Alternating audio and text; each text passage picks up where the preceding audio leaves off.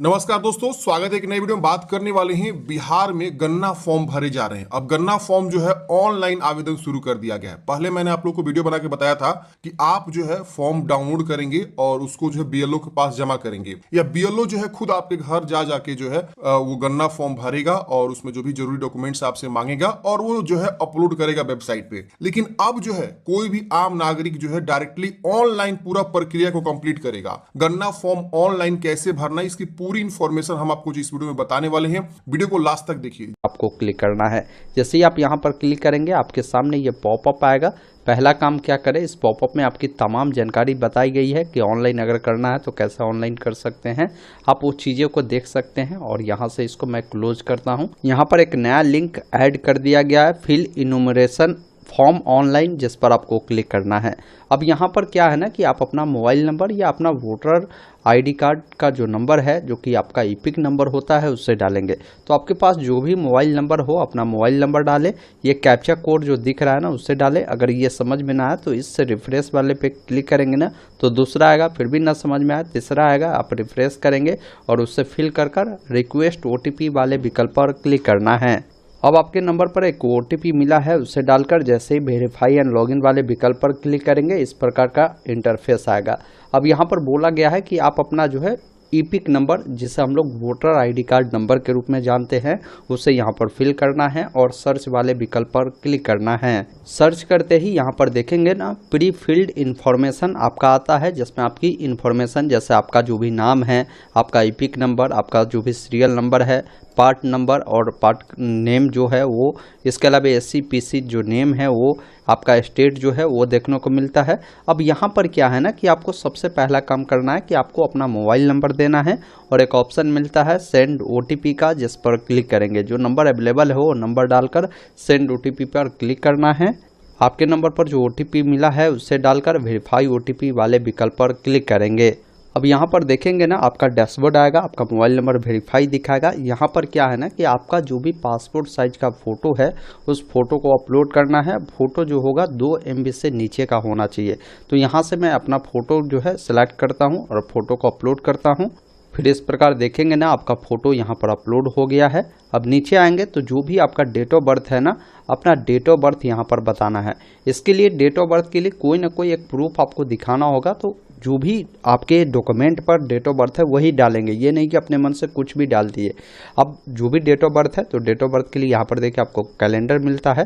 सबसे पहले जो साल हो, जो महीना हो, जो डेट हो, उसको इस अकॉर्डिंग आप चयन करेंगे तो ये डेट ऑफ बर्थ आपका चयन हो जाएगा। अब आधार नंबर आपके पास है तो यहाँ पर दे सकते हैं, ये ऑप्शनल में है। बहुत सारे ऐसे भी बुजुर्ग होंगे जिनके पास आधार कार्ड अभी भी नहीं होंगे तो आप छोड़ सकते हैं, लेकिन जिनके पास आधार कार्ड है तो मैं कहूँगा आधार कार्ड आप जरूर दीजिएगा।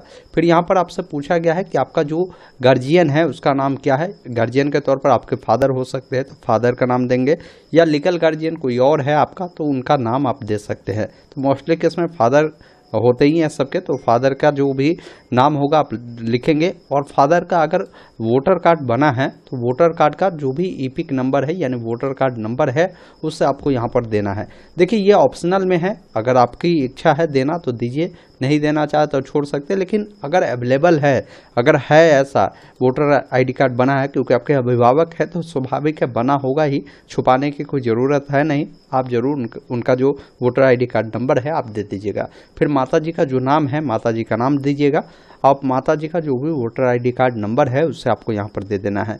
फिर अगर कोई लोग शादीशुदा है तो उनकी हो सकता है धर्म पत्नी हो तो पत्नी का नाम लिखेंगे, या अपने आप पत्नी का फॉर्म भर रहे हैं तो आप उनके पति होंगे तो आप अपना नाम लिखेंगे और अपना वोटर आईडी कार्ड नंबर देंगे। मतलब पति पत्नी में जिनका भी दे रहे हैं नाम उनका वोटर आईडी कार्ड है तो आप दे सकते हैं। हालांकि ये ऑप्शनल में इन्होंने रखा है तो आप जरूर दे दीजिएगा।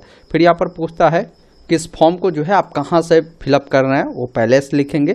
और जो भी आपका सिग्नेचर है ना यहाँ पर आपको अपलोड करना है। फिर नेक्स्ट वाले विकल्प पर क्लिक करना है। उसके बाद अगले स्टेप में आपको जो है डिक्लेरेशन देनी होगी, जिसमें आपको जानकारी बतानी होगी। अगर ये जानकारी अगर इंग्लिश में आपको नहीं समझ में आ रहा है ना तो इसको हिंदी भी कर सकते हो। वो कैसे करना है तो यहाँ पर देखिए ऑप्शन दिए गए हैं इंग्लिश का, आप यहाँ से हिंदी करेंगे तो आपका फॉर्म हिंदी में होगा, नहीं होगा तो फिर इस पर राइट क्लिक कर कर ट्रांसलेट टू हिंदी कर लेंगे ना, तो ये हिंदी में आपकी हो जाएगी। अब आप जानकारी को समझिए कहाँ क्या आपसे पूछा जा रहा है। यहाँ पर आपको पहले ये डिक्लेयर करवा रही कि मेरी आयु 18 वर्ष से अधिक है और मैं उपरोक्त पते का सामान्य निवासी हूँ तथा भारतीय नागरिक हूँ। अब नीचे बताए गए विकल्प को आपको चुनना है। उसके बाद आप अगले स्टेप में आते हैं, जहाँ पर देखिए आपको बताया गया है इनमें से जो भी कंडीशन को आप फुलफिल करते हैं ना, उस कंडीशन को चुनेंगे। देखिए पहला कंडीशन क्या है कि कोई ऐसे लोग हैं जिनका अगर नाम 2003 के मतदाता सूची में ऐड है, जैसे बिहार की मतदाता सूची में अगर उनका नाम 2003 में ऐड हुआ है, तो वैसे व्यक्ति को ये जो फर्स्ट वाला ऑप्शन है ना, उसको टिक करना है। इसके लिए मैं आपको एक नोटिफिकेशन भी दिखाता हूं, जो कि मैं आपको दिखाने के लिए एक नोटिफिकेशन मैंने रखा है। इसमें यहाँ पर बताया गया है कि जिनका नाम अगर 2003 की मतदाता सूची में अगर ऐड हुई है ना, तो वैसे व्यक्ति को कोई दस्तावेज देने की ज़रूरत नहीं है। बस आपको क्या है ना कि जो इलेक्टोरल रोल है, यानी जो वोटर लिस्ट में जो आपका नाम है 2003 वाला में, वो आप उसका जो प्रति है उसको आप लगाकर जो है आप फॉर्म को सबमिट कर सकते हैं। जैसे अब मैं दिखाता हूं, यहाँ पर देखिए पूछता है कि आपसे कि अगर आप ऐसे हैं तो पहले बताया कि पुराना विधान सभा क्षेत्र आपका कौन सा है, वो आप यहाँ से बताएंगे, इसमें से देख लेंगे। बाकी ये जानकारी अगर आप चाहें ना तो आप इनके फॉर्म को डाउनलोड करेंगे, जो कि इस प्रकार एक फॉर्म मैंने आपको इससे पूर्व वाले वीडियो में बताया था कि सबके लिए गणना प्रपत्र प्रारूप जो है डाउनलोड होता है। इसको जब डाउनलोड करेंगे तो यहाँ पर सारी चीज़ें मिल जाती है, जैसे क्रमांक संख्या, भाग संख्या, इसके अलावा विधानसभा, लोकसभा आपका कौन सा है, वो सारी चीज़ें आपको मिल जाती है। तो इसको आप मैं कहूँगा कि डाउनलोड कर लीजिए। अगर डाउनलोड करना चाहते हैं ना, मैं लिंक आपको दे दिया हूँ, यहाँ पर डायरेक्ट फॉर्म डाउनलोड करने का लिंक है, आप इस पर क्लिक करेंगे, ये पॉपअप आएगा, इसको क्लोज कर कर यहाँ से डाउनलोड वाले विकल्प पर क्लिक कर कर अपना voter ID card number, mobile number, captcha code को डालकर रिक्वेस्ट ओटीपी पे क्लिक करेंगे। ओटीपी आएगा, उसको डालकर जैसे वेरीफाई करेंगे फिर ये फॉर्म डाउनलोड हो जाएगा, चूँकि इस प्रकार होगा जिसमें सारी चीज़ें आपकी मेंशन होगी। अब उसके बिहेव पर जो है आपको जानकारी को यहाँ पर भरना होगा, ये ध्यान रखिएगा। चलिए मैं आपको दिखाता हूँ। तो मैं अपना पुराना जो विधानसभा क्षेत्र है उसको सिलेक्ट कर लेता हूं। अगर मैं इस प्रक्रिया को फुलफिल करता हूं तो अगर मेरा नाम जो है 2003 के मतदाता सूची में है, तब मैं यहां पर टिक कर कर ये जानकारी को फिल करूंगा और पुराना जो भी भाग संख्या है हमारा वो हम बताएंगे, और जो भी हमारा पुराना सीरियल नंबर और भाग में है वो आप बताएंगे। उसके बाद यहाँ पर बोला गया है कि गहन पुनर्निरीक्षण 1/1/2003 से पहले जारी मतदाता सूची पत्र वाले जो भारतीय जो लिस्ट है ना, उसको आपको देना होगा, जिसके लिए देखिए यहाँ पर भी ऑप्शन है बिहार की मतदाता सूची में नाम मौजूद है। तो आप इस ऑप्शन को सिलेक्ट कर कर आप क्या करेंगे ना, तो वो वाला फाइल जो है यहाँ पर अपलोड करेंगे। अब इसको अगर डाउनलोड करना है तो इसी वेबसाइट पर देखेंगे ना, एक ऑप्शन है search your name in 2003 Bihar E roll. आप इस पर जब क्लिक करेंगे तो आपको अपना जो जिला है, जिला को अपना सेलेक्ट करना है, जिला को चुनेंगे। उसके अलावा जो भी आपका विधानसभा होगा उसको सिलेक्ट करेंगे, और जो भी आपका भाग संख्या होगा वो आपको यहाँ से जो है चुनना होगा। उसके बाद देखे वाले विकल्प पर क्लिक करेंगे। अब इसमें अपना नाम देखने के लिए कंट्रोल F प्रेस करेंगे। जो भी आपका नाम होगा ना, जैसे मान लीजिए मेरा नाम राहुल है, मैं ऐसे देखूंगा, या नहीं तो मैं चाहूँ तो ऐसे भी देख सकता हूँ। अब मान लीजिए मैं ये देख रहा हूँ 19 पेज का ये PDF है। अगर मेरा नाम जो है यहाँ पर इस वाले लिस्ट में है, मैं इसका क्या करूँगा, स्क्रीनशॉट यहाँ से ले लूँगा। यहाँ से मैं इसका स्क्रीनशॉट ले लूँगा। जो भी मेरा नाम है, सपोज करिए ये मेरा नाम है, मैं उसको क्या करता हूँ, हाईलाइट कर देता हूँ एक बार। जैसे इसको मैं इस प्रकार जो है हाईलाइट कर दिया, ये सपोज करिए मेरा नाम है, तो इसको मैं क्या करता हूँ, सेव कर लेता हूँ। सेव करने के बाद अब इसको यहाँ पर अपलोड मैं कर दूंगा। यहाँ पर बोल रहा है ना उस फाइल को अपलोड करें, तो मैंने अभी जो स्क्रीनशॉट लिया है उसको हाईलाइट किया है, उसको डालकर यहाँ से अपलोड करूँगा। तो ये मेरा काम हो गया। ये काम करना है ये उनको जिनका 2003 की मतदाता सूची में अगर उनका नाम दिखा रहा है। तो ये पहला केस है। दूसरा केस है कि मान लीजिए अगर आपका इसमें नाम नहीं दिखाता है, तो आप इस प्रक्रिया को हो सकता है फुलफिल करते हो कि आपका जन्म 1 जुलाई 2087 से पहले भारत में हुआ है, तो आप इस वाले ऑप्शन को चुनेंगे। यह ऑप्शन आपके लिए नहीं है, आप सेकेंड ऑप्शन को चुनेंगे। तो इस वाले केस में क्या है ना कि आपको अलग डॉक्यूमेंट देना होगा। इन वाले केस में इनको बस वो सूची देना है। लेकिन इन केस में क्या है कि आपको अपने जन्म तिथि को प्रस्तुत करने के लिए एक डॉक्यूमेंट देना है, जिसमें आप कोई भी डॉक्यूमेंट दे सकते हैं। इसमें इतने सारे ऑप्शन हैं, आप कोई भी दे दीजिए। जैसे मान लीजिए अगर आपके पास कोई सर्टिफिकेट है वो आप दे दीजिए, कोई सक्षम पदाधिकारी द्वारा जारी किया गया जन्म प्रमाण पत्र है, पासपोर्ट है, या इनमें से जो भी है, इनमें से कोई नहीं है, आप कोई अन्य डॉक्यूमेंट देना चाहते हैं तो कोई अन्य डॉक्यूमेंट को चुनकर जो डॉक्यूमेंट पर आपकी जन्म तिथि मेंशन है उस डॉक्यूमेंट को यहाँ पर आप अपलोड कर देंगे। ये ध्यान रखिएगा। तो जिनका भी 1 जुलाई 2087 से पहले अगर जन्म हुआ है तो इनको सिर्फ जन्म तिथि की पुष्टि करनी होगी, वो सर्टिफिकेट दे देंगे, आपका काम चल जाएगा। अब तीसरा केस क्या है कि जिनका भी जन्म 1 जुलाई 1987 और 2 दिसंबर 2004 के बीच हुआ है तो व्यक्ति इस वाले ऑप्शन को चुनेंगे। तो इसको अलग डॉक्यूमेंट देना है। जैसे सबसे पहला चीज़ है कि जन्म तिथि को प्रमाणित करने के लिए इनको भी कोई एक डॉक्यूमेंट देना है। तो मान लीजिए अगर मेरा इसी केस में आता है, मेरा इसी बीच जन्म हुआ है, मैं अपना चाहता हूँ भाई मैट्रिक का मैं मार्कशीट दूँ, तो यहाँ पर देखिए आप अपने मार्कशीट को भी दे सकते हैं। जहाँ पर भी जन्म तिथि दी गई है कोई डॉक्यूमेंट दे दीजिए, इनमें से जो है ठीक है, नहीं तो अन्य डॉक्यूमेंट को चुनकर उस डॉक्यूमेंट को आप दे सकते हैं, कोई दिक्कत नहीं है।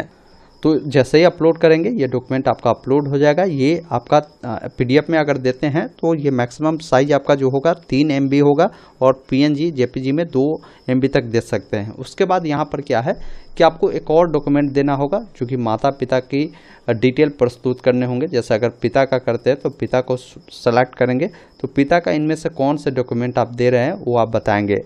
तो इसमें इतने सारे लिस्ट है, इनमें से जो भी डॉक्यूमेंट है आपके अभिभावक के वो डॉक्यूमेंट को आप चुन सकते हैं। जैसे हो सकता है आपके अभिभावक का पासपोर्ट बना हो, जन्म प्रमाण पत्र बना हो या उनका निवास प्रमाण पत्र बना हो। तो इनमें से कई सारे आपको ऑप्शन हैं, आप जो भी देना चाहें ना उस डॉक्यूमेंट को सिलेक्ट कर उस डॉक्यूमेंट को अपलोड करेंगे। मैं यहाँ पर अपलोड कर दिया, क्योंकि इस केस में क्या है कि माता या पिता दोनों में से कोई एक ही व्यक्ति का आप डॉक्यूमेंट दे सकते हैं। यहाँ पर देखिए बताया भी गया है, मैं एक नोटिफिकेशन से बता रहा हूँ।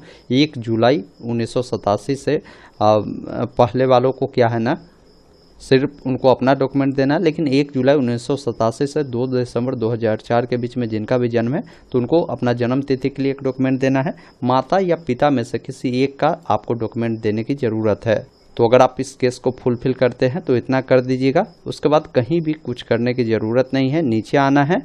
आपको इस चेक बॉक्स पर टिक कर एक ऑप्शन मिलता है पूर्व दर्शन का, जिस पर क्लिक करें तो आपके सामने आपका जो फॉर्म है ये भरा हुआ देखने को मिलेगा, क्योंकि आपने ऑनलाइन जानकारी को फिल किया है। इसमें तमाम जानकारी को देखें, सभी चीज़ें सही है। तो यहाँ से पहले क्या करें, मैं क्लोज करता हूँ।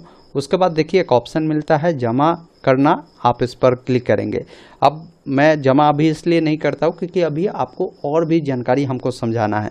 तो ये दूसरा केस था कि जिनका भी अगर जन्म तिथि 1/7/1987 और 2 दिसंबर 2004 के बीच है तो उनको ये डॉक्यूमेंट देना है। लेकिन किसी का अगर जन्म यहाँ पर बताया गया है कि 2 दिसंबर 2004 के बाद अगर हुआ है तो जब आप इसको चुनेंगे ना तो इस केस में आपको जन्म तिथि के लिए आपको जो है एक डॉक्यूमेंट आपको देना है। इसमें से जो भी आप देना चाहे तो उसको सिलेक्ट कर अपलोड करेंगे। उसके बाद यहाँ पर पूछता है कि दोनों माता पिता भारतीय है, तो यहाँ पर आपको यस करना है।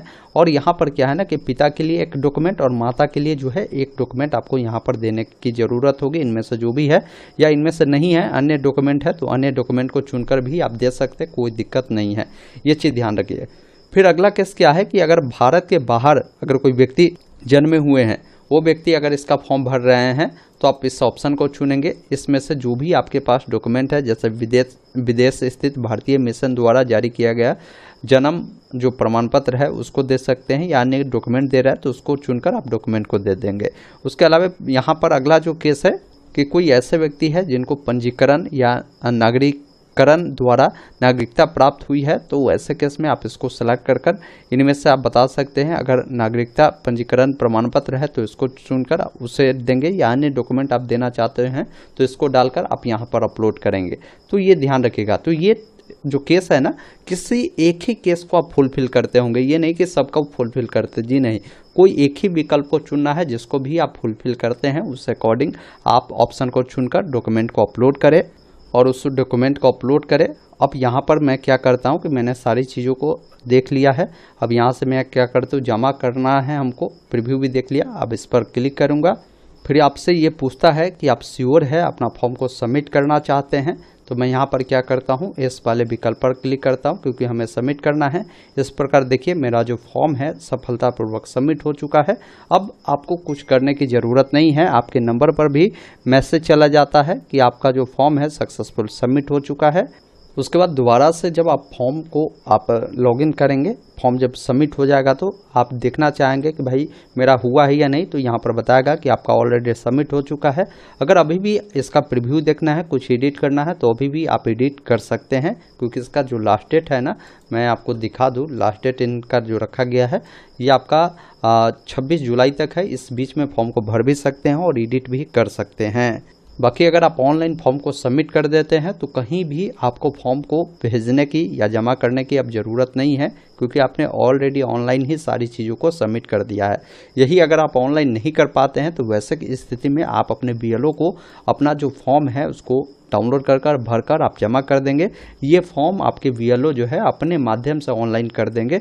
ये भी दोनों समान ही चीज़ है, आप चाहे तो खुद से कर लीजिए या BLO को दे दीजिए अगर आपको परेशानी होती है तो।